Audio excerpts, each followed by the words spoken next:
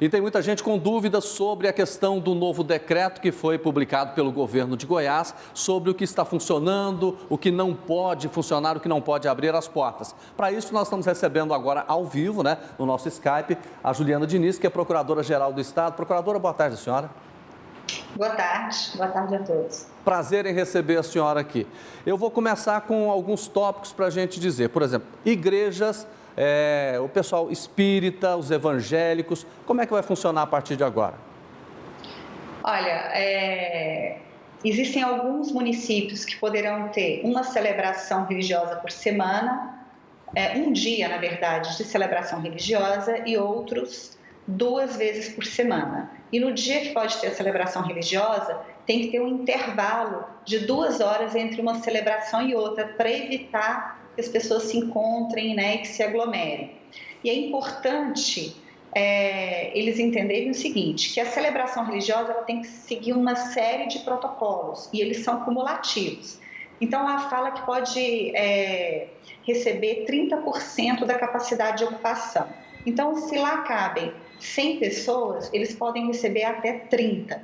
Só que, como eles têm que manter uma distância mínima de um raio de 2 metros, então pode ser que pelo tamanho do ambiente físico não seja possível eles atenderem 30% dessa capacidade. Além disso, as pessoas maiores de 60 anos, todas aquelas pessoas que fazem parte do grupo de risco também não poderão frequentar essas celebrações religiosas, tem que ser disponibilizado álcool gel na entrada, tem que ser feita toda uma asepsia depois que termina uma celebração religiosa para outra. Então, são várias ações que vão ser exigidas para que isso aconteça. Procuradora, a senhora acaba de falar que temos que evitar que as pessoas se encontrem, se aglomerem.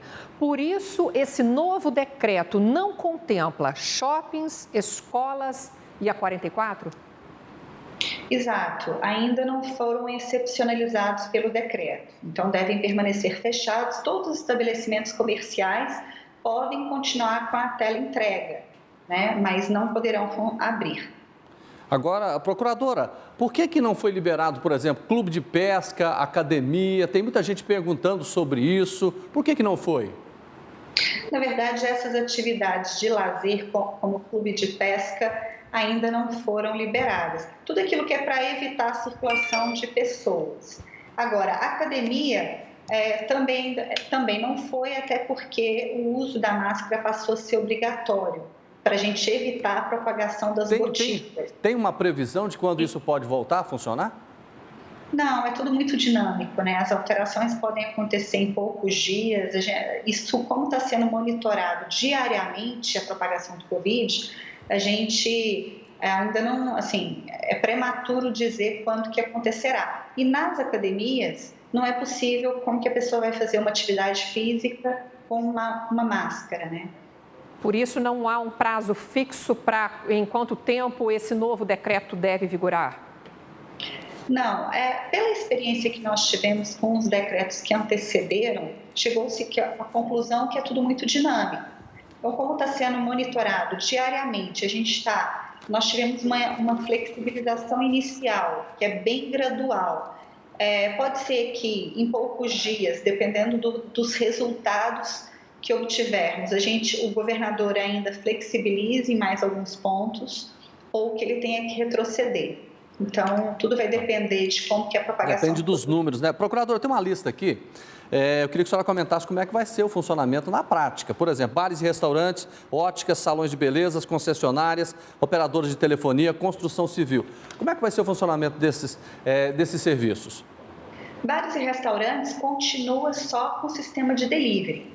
Então, num primeiro momento, imaginou-se ter realmente uma abertura gradual, mas a própria Associação de Bar e Restaurante procurou o governador e falou que, nesses termos, eles preferiam ainda permanecer fechados.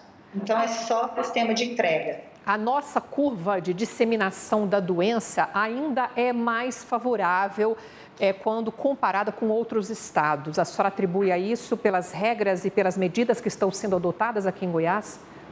Sem sombra de dúvida. O governador do estado, quando ele começou o isolamento social, foi o primeiro estado a entrar antes mesmo de ter qualquer caso, né, de epidemia. Então, assim, foi o único que entrou sem ter um caso. Eu sei que, às vezes, a população leva a crer que não estaria sendo um rigor desnecessário, mas não. Se hoje nós estamos numa curva que, na visão otimista, a gente está abaixo dela, isso se deve, sim, às medidas do governador Ronaldo Caiado quanto ao isolamento social. Tá. E agora a gente tem condições de uma retomada mais equilibrada. Tá. Procuradora, salões de belezas, concessionárias, operadoras de telefonia, e aí?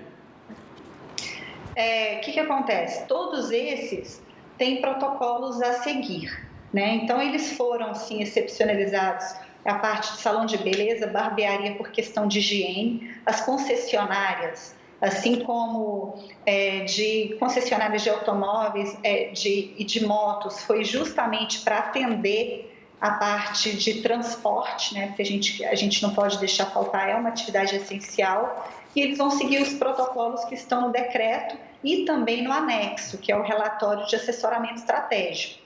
É muito importante que o estabelecimento comercial consulte com seu CNPJ, né, no site do Goiás Digital, e lá ele vai ter todas as informações, porque são muitas. É bem rigoroso o protocolo.